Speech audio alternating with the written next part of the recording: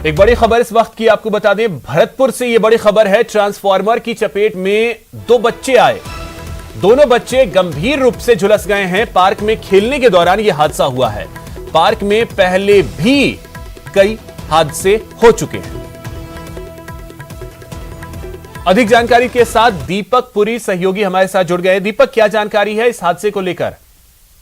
बिल्कुल अभिषेक, देखिए 2 बच्चे थे जो पार्क में खेल रहे थे, तभी वहां पर लगा था एक ट्रांसफार्मर जो पूरी तरह से खुला हुआ था। उस ट्रांसफार्मर की चपेट में ये दोनों बच्चे आ गए जो गंभीर रूप से झुलस गए। स्थानीय लोग थे, उनके द्वारा पुलिस और जो बिजली विभाग के अधिकारी थे उनको सूचना दी गई, लेकिन वो मौके पर नहीं पहुंचे। तो स्थानीय जो पार्षद थे उन्होंने एक निजी वाहन से दोनों को आरबीएम अस्पताल में भर्ती कराया है और फिलहाल उनका दोनों का आरबीएम अस्पताल में इलाज जारी है। एक जो बच्चा है उसकी हालत गंभीर बनी हुई है और जिस तरह से विद्युत विभाग की लापरवाही अब से सामने आती है कि पहले भी इस ट्रांसफार्मर की चपेट में आने से कई बार जो है हादसे हो चुके हैं और स्थानीय लोगों ने इसकी शिकायत जो है बिजली विभाग के अधिकारियों को दी कि या फिर इस ट्रांसफार्मर को यहाँ से हटाया जाए या फिर इसको चारों तरफ से जालीनुमा तारों से बंद किया जाए, क्योंकि वहाँ पार्क है और पार्क में सुबह जब बच्चे खेलने के लिए जाते हैं तो फुटबॉल वगैरह खेलते हैं तो वो पार्क वहाँ ट्रांसफार्मर के पास चले जाते हैं और वो हादसे हो जाते हैं। आज सुबह ये हादसा देखा गया है, लेकिन गनीमत रही कि वहाँ लोग मौजूद थे। उन्होंने तुरंत आनंद फानंद में दोनों बच्चों को अस्पताल में भर्ती कराया और उनका इलाज अब आरबीएम अस्पताल में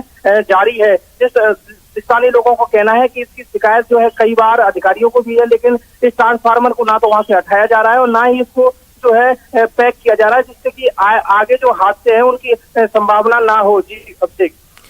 तो दीपक, क्या विभाग इसी बात का इंतजार कर रहा है कि ऐसे हादसे होते रहें और होते जा रहे हैं, फिर भी विभाग इस पर एक्शन नहीं ले रहा है? देखिए बिल्कुल, बिजली विभाग की बात की जाए तो शहर में ऐसे कई जगह जो है ट्रांसफार्मर हैं जो पूरी तरह से खुले हुए पड़े हैं। बिजली विभाग की लापरवाही से पहले भी कई मौतें हो चुकी हैं और आए दिन ऐसे हादसे देखने को मिलते हैं, लेकिन बिजली विभाग कोई भी ठोस कदम नहीं उठाता था कि जिससे कि ट्रांसफार्मर है या फिर खुले जो बॉक्स विद्युत बॉक्स है उनको बंद किया जाए। विद्युत लापरवाही जो इतनी है कि लगातार जो हादसे हैं वो सामने आते हैं। अब ये पता नहीं कि जो विभाग है वो किस दुर्घटना का इंतजार कर रहा है या पहले ही सचेत होकर के अगर इनको जो है जालीनुमा तारों से बंद किया जाए तो शायद संभावना है कि ऐसे जो हादसे होते हैं वो ना हो पाएंगे। चलिए, बहुत शुक्रिया दीपक आपका तमाम जानकारी के लिए। तो ये तस्वीर भी हम आपको दिखा रहे हैं, झुलसे हुए वो बच्चे जिनका इस वक्त इलाज चल रहा है।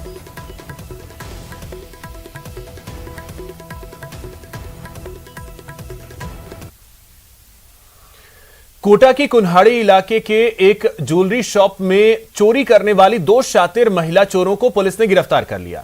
पुलिस ने इनके कब्जे से सोने के 2 लॉकेट बरामद किए। दोनों महिलाओं ने 2 और महिलाओं के साथ मिलकर ज्वेलरी शॉप में चोरी की थी। महिलाओं ने ज्वेलरी शॉप से सोने के 5 लॉकेट चुराए थे। पुलिस ने सीसीटीवी फुटेज के आधार पर दोनों को अरेस्ट किया है और दूसरी महिला चोरों की तलाश में जुटी है।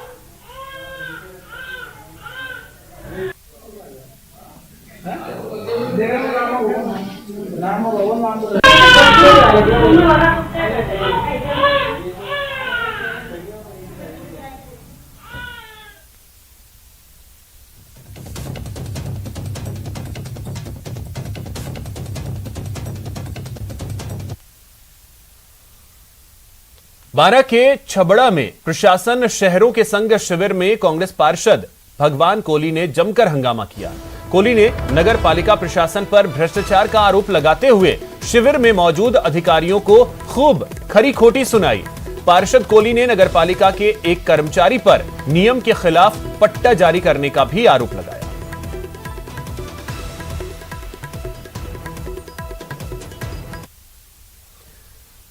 अलवर के भिवाड़ी में 13 साल की नाबालिग के साथ 2 बच्चों के एक पिता के दुष्कर्म करने का मामला सामने आया है। मिली जानकारी के मुताबिक पीड़िता को आरोपी ने अपनी भाभी के सहयोग से दुष्कर्म का शिकार बनाया और उसका अश्लील वीडियो बनाकर ब्लैकमेल किया। पुलिस ने पॉक्सो एक्ट में केस दर्ज कर अब जांच शुरू कर दी है। आरोपी 2 बच्चों का पिता बताया जा रहा है, जो पीड़िता के परिवार के आसपास ही एक किराए के कमरे में रह रहा था। आरोपी और पीड़िता दोनों मूल रूप से बिहार के बताए जा रहे हैं, जो भिवाड़ी में रहकर मेहनत मजदूरी करते हैं। मेरे मम्मी पापा दुकान पे चले गए थे तो हम यहाँ से गए थे तब स्कूल से, तो हमारे साथ तो नीतू नाम का लड़का हमारे पड़ोस में रहता है, वो हमारे साथ ज़बरदस्ती करने लग गया और हमारे घर में ले गया, हमारे साथ गलत काम किया। उसकी भाभी जंगला से वीडियो बना रही थी और बोलने लगी अगर इसके साथ गाँव नहीं जाएगी तो फिर मैं वीडियो वायरल कर दूंगी। यहाँ चाय की दुकान करता है, भिवाड़ी थाना इलाके में, बिहार निवासी है। उसने एक रिपोर्ट दर्ज कराई थी कि उसकी 14 वर्षीय लड़की को एक उसके पड़ोस में ही रहने वाला लड़का, जिसका नाम नीतू सिंह या कुछ ऐसे है, वो बहला फुसका कर ले गया है, गायब है। तो हमने उसकी तलाशी करी और चारों तरफ से शिकंजा कसा। तो एनी हाउ वो आज लड़की घर के पास छोड़कर गायब हो गया। गुरु पुष्य नक्षत्र पर आज जयपुर के मोती डूंगरी गणेश जी को पंचामृत का अभिषेक कराया गया और उसके बाद वेशभूषा धारण करवाई गई। मोती डूंगरी मंदिर महंत कैलाश शर्मा और मंदिर पुजारियों ने भगवान गणेश जी को मोदकों का भोग लगाया। सुबह से ही मंदिरों में भक्तों का तांता लगा हुआ है। गुरुवार को पुष्य नक्षत्र होने के कारण विशेष फलदायी है। शास्त्रों के अनुसार गुरु पुष्य नक्षत्र को शुभ कार्यों की शुरुआत के लिए अच्छा माना जाता है। आज के दिन खरीदारी बहुत ज्यादा शुभ रहती है।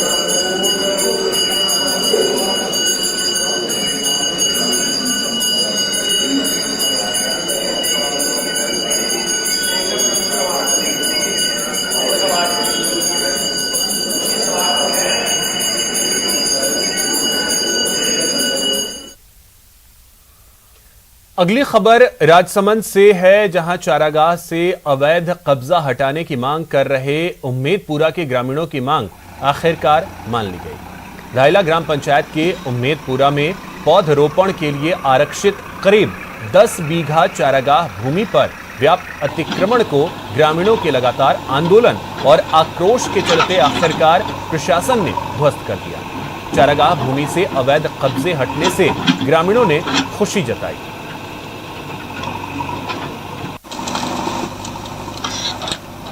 आज ग्राम पंचायत दायला के उम्मेदपुरा की चारागाह भूमि से जो पिछले 1 वर्ष से अतिक्रमण की कार्रवाई लंबित थी, आज ग्राम पंचायत की मौजूदगी में और तहसीलदार साहब और प्रशासन पुलिस में जाब्ते के द्वारा इस अतिक्रमण को हटाया गया। कोरोना फिर से डराने लगा है। खासकर स्कूली बच्चों में कोरोना के नए केस से न सिर्फ अभिभावक चिंतित हैं, बल्कि सरकार भी अपने फैसले पर विचार कर रही है। हालांकि स्कूल संचालक ऑनलाइन क्लास के लिए तैयार नहीं दिखते। शिक्षा मंत्री ने जल्द ही स्कूलों को लेकर फैसला लेने का भरोसा दिया है। देखिए महेश दाधीच की ये रिपोर्ट। ये मैं पूरे तमाम अभिभावकों से, शिक्षण संस्थाओं के प्रबंधकों से, प्राइवेट और निजी स्कूलों के जितने भी संचालक हैं, उनसे ये आग्रह करता हूं, अपील करता हूं कि वे कोविड गाइडलाइन का पूरी तरह से पालन करें। प्रदेश भर में एक बार फिर कोरोना दस्तक दे रहा है। इस बार स्कूली बच्चे कोविड के निशाने पर हैं। सरकार चिंतित है तो अभिभावक बच्चों को स्कूल भेजने से कतराने लगे हैं। बीते 22 दिनों में प्रदेश में 19 बच्चे कोविड पॉजिटिव हो गए। 15 नवंबर से ही स्कूलों को 100% क्षमता के साथ शुरू किया गया था। अभी 1 सप्ताह ही बीता कि कोरोना के मामले सामने आने लगे तो अभिभावकों की चिंता बढ़ गई है। अभी हमारा बहुत सीधी सीधी मांग ये है कि ऑनलाइन कक्षाएं तुरंत प्रभाव से सरकार निर्णय जारी करे, इनको पाबंद करे, इनकी ये हठधर्मिता दूर हो। तमाम अभिभावकों को वैकल्प तो आप कम से कम दीजिए। पहली मांग तो यह कि बंद करें आप तुरंत प्रभाव से, लेकिन यदि आपकी बंद नहीं करने के पीछे कोई मजबूरी या कोई दबाव या प्रभाव आपके ऊपर है तो कम से कम ये तो तुरंत प्रभाव से चालू करें कि ऑनलाइन क्लास चालू करें। वहीं दूसरी ओर निजी स्कूल संचालक दोबारा ऑनलाइन कक्षाओं के लिए सहमत नजर नहीं आ रहे हैं। स्कूल संचालकों का कहना है कि केवल कोरोना संदिग्ध स्कूल या फिर जहां मामले आए हैं उन्हें ही ऑनलाइन करना चाहिए। स्कूल बंद करना उसमें कोविड का कोई सॉल्यूशन नहीं है। इसके लिए जहां जिस स्कूल में अगर कोविड संक्रमित बच्चे मिलते हैं तो उस स्कूल को 10 दिन के लिए बंद करना चाहिए और उसकी ऑनलाइन क्लासेस स्टार्ट करनी चाहिए। और जिस एरिया में बच्चे संक्रमित होते हैं तो उस एरिया से रिलेटेड 50% स्कूल जो भी अभी के अभिभावक है उनसे कंसल्ट किया जाना चाहिए। अगर 50% से ज़्यादा का अगर सर्वे आता है तो स्कूल को ऑनलाइन क्लासेज में उसमें कन्वर्ट करना चाहिए। स्कूलों में कोविड मामलों की गंभीरता देखते हुए शिक्षा विभाग की अहम बैठक हुई। इसमें स्कूलों को कोविड गाइडलाइन की सख्ती से पालना करने को कहा गया, लेकिन क्लास ऑफलाइन होंगे या ऑनलाइन इस पर अभी फैसला नहीं हो सका है। हमने पूरे राजस्थान के अलग अलग राज्यों में क्या स्थिति है उसकी जानकारी भी ली है, कहाँ कैसे क्या चल रहा है, कहाँ ऑनलाइन चल रहा है, कहाँ ऑफलाइन चल रहा है, ये सारी जानकारी हमने ली है। हमारे पास आएगी और आने के बाद उसको हम अच्छी तरीके से और राजस्थान के मुख्तलिफ हिस्सों से जानकारी प्राप्त करके और उसके बाद में जो निर्णय होगा आपको बताएंगे। वहीं एक ही स्कूल में एक साथ 11 केस सामने आने के बाद जयपुर स्वास्थ्य विभाग ने स्कूलों में जांच के सैंपल बढ़ाने के आदेश दिए हैं। जब तक लोग बाग 52% से और जो लोग हैं वो सब वैक्सीनेशन करवाएं अपना, उस तक अगले महीने से बच्चों का वैक्सीनेशन शुरू हो जाए, वो भी हम शुरू करने जा रहे हैं। जो वैक्सीनेशन बढ़ता जाएगा तो ये सब समस्या कम होती जाएगी। बच्चों की प्लानिंग क्या है? जो ही हम सरकार से हमें वैक्सीनेशन की परमिशन मिल जाती है करने की, हमारी टीम तैयार है। पहले भी हमने 350 सेंटर पर वैक्सीनेशन किया है। हम स्कूल जाकर और अलग सेंटर लगाकर इनके सबका वैक्सीनेशन करेंगे। बहरहाल कोविड की दस्तक एक बड़ी चिंता बनकर उभरी है। इससे पहले कि कोई बड़ा नुकसान झेलना पड़े, अभिभावकों और स्कूल संचालकों को बच्चों के लिए सतर्क होकर कोविड नियमों की पालना सख्ती से करनी होगी। जबकि शिक्षा विभाग भी ऑनलाइन कक्षाओं को शुरू करने और कक्षाओं की क्षमता को कम करने का निर्णय ले सकता है। इससे कुछ हद तक सावधानी बरती जा सकती है। महेश दाधीच, न्यूज़ 18 जयपुर। राजस्थान राज्य बाल अधिकार संरक्षण आयोग अध्यक्ष संगीता बेनीवाल ने स्कूलों में बच्चों में बढ़ते कोविड के मामलों को लेकर चिंता जताई है। खबरों के मुताबिक जयश्री पेड़ीवाल स्कूल में कोविड केस आने पर बाल आयोग अध्यक्ष संगीता बेनीवाल ने संज्ञान लिया है। इस तरह से जयपुर के एक निजी विद्यालय में कोरोना से पीड़ित बच्चों की संख्या हमारे सामने आई, उसको लेकर बाल आयोग ने गंभीरता दिखाई और तुरंत प्रभाव से शिक्षा निदेशक को पत्र जारी कर पत्र के माध्यम से आदेश जारी करने की बात कही है कि स्कूलों में एक बार पुनः ऑनलाइन शिक्षा के हेतु भी ऑप्शनल रखा जाए और किसी भी अभिभावक को और बच्चे को स्कूल आने के लिए बाध्य न किया जाए। और साथ ही साथ राजस्थान सरकार द्वारा जारी कोरोना की गाइडलाइंस की उचित तरह से पालना की जाए ताकि हम अपने बच्चों को कोरोना जैसी महामारी से बचा सकें। और अब बात इंटरनेशनल ट्रेड फेयर की। जी हां, दिल्ली के प्रगति मैदान में चल रहे इंटरनेशनल ट्रेड फेयर में राजस्थान दिवस मनाया गया। इस मौके पर कई सांस्कृतिक कार्यक्रमों का आयोजन किया गया। खासकर खड़ताल, घूमर और कालबेलिया नृत्य ने सबका मन मोह लिया। इस दौरान राजस्थान पवेलियन में लोगों की अच्छी खासी भीड़ भी देखने को मिली। चाहे बात राजस्थान के जायके की हो या फिर यहां की कला की, देश विदेश के लोग राजस्थान पवेलियन की ओर खींचे चले आ रहे हैं।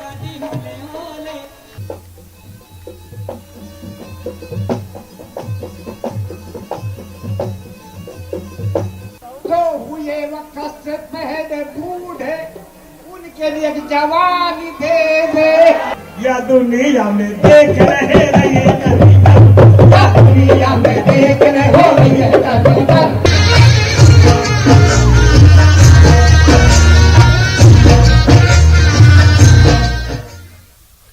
गौरवशाली इतिहास और अनूठी स्थापत्य कला के लिए विख्यात बूंदी, जहां बुधवार को बूंदी उत्सव 2021 का समापन हो गया। ख्याति प्राप्त कालबेलिया नृत्यांगना गुलाबो द्वारा दी गई रोमांचक प्रस्तुति के साथ ही 3 दिवसीय बूंदी उत्सव का रंगारंग समापन हो गया। गुलाबो ने लगभग 45 मिनट लगातार नृत्य में अनूठे करतब दिखाते हुए दर्शकों को मंत्रमुग्ध कर दिया।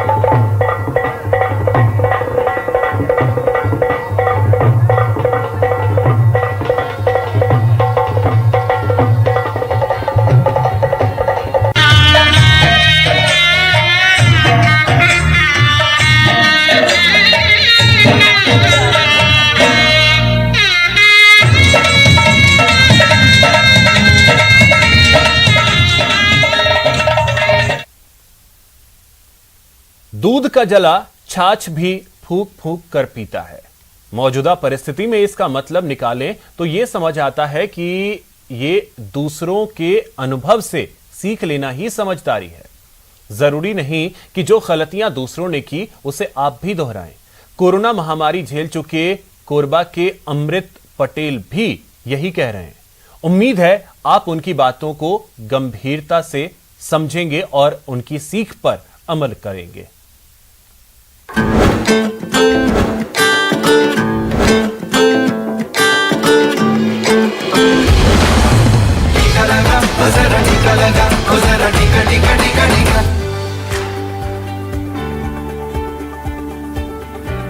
छत्तीसगढ़ के कोरबा शहर के टीपी नगर के रहने वाले अमृत पटेल लोगों को कोरोना से बचने के लिए वैक्सीनेशन का महत्व बता रही हैं, क्योंकि उन्होंने कोरोना महामारी का वो दंश झेला है जिसके दिए जख्मों से उबरने में शायद उन्हें पूरा जीवन लग जाए। कोरोना का कहर झेल चुके अमृत आज हर कदम पर संघर्ष कर रही हैं।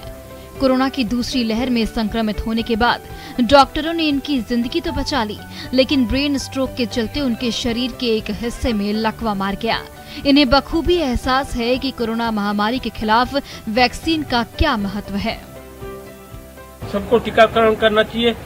भारत सरकार सबके लिए चिंता कर रही है, तो सबको जो है ये सबके स्वास्थ्य के लिए अच्छा है और जल्दी जल्दी टीकाकरण करवा देना चाहिए ताकि सब स्वस्थ रहे। अमृत पटेल की इस सलाह का आधार खुद इनका अनुभव है। कोरोना का कहर तो इन्होंने झेला ही है, इसकी टीस भी अब ये हर पल महसूस करते हैं। इनकी तकलीफ का अंदाजा आप खुद इस बात से लगा सकते हैं कि लोगों से ये अपील करते वक्त ये खुद भी जिले में जारी कोविड टीकाकरण महाअभियान के दौरान टीका लगवाने आए थे, लेकिन टैगोर उद्यान वैक्सीनेशन सेंटर पहुंचने के बाद ये टीका केंद्र की सीढ़ी नहीं चढ़ पाए, जिसके बाद वैक्सीनेटर ने इनकी हालत को देखते हुए केंद्र के बाहर आकर इन्हें टीका लगाया। जाहिर है ऐसी कई तकलीफें अमृत झेल रहे हैं, इसलिए वो लोगों से टीका लेने की अपील कर रही हैं। उम्मीद है इस अपील में छिपे सबक को लोग जरूर समझेंगे और कोरोना महामारी के खिलाफ लड़ाई में खुद को और अपनों को सुरक्षित रखने की ईमानदार पहल का हिस्सा बनेंगे। छत्तीसगढ़ के कोरबा से अब्दुल असलम, न्यूज़ 18 नेटवर्क।